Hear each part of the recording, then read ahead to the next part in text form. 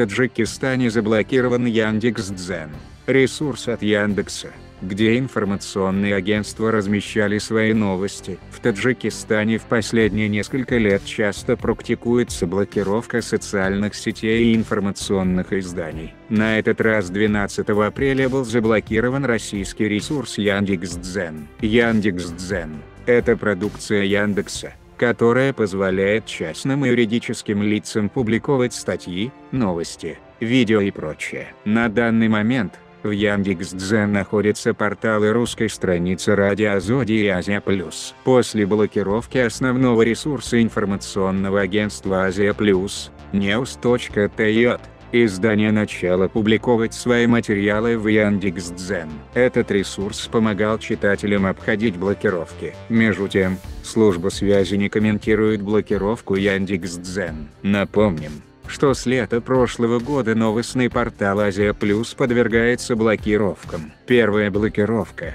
которая затянулась больше чем на 2 месяца, пришлась на период расследования теракта на юге Таджикистана, когда погибли иностранные велотуристы.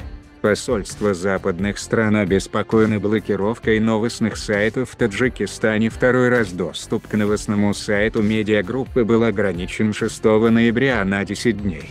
На официальные запросы Азия Плюс сотовые операторы и интернет-провайдеры сообщили, что сайт блокируется не с их стороны. Служба связи при правительстве Таджикистана в своем официальном ответе на запрос Азия Плюс ответила, что со стороны ЕКЦ, Единого коммуникационного центра, РЕД, доступ к этому сайту не заблокирован.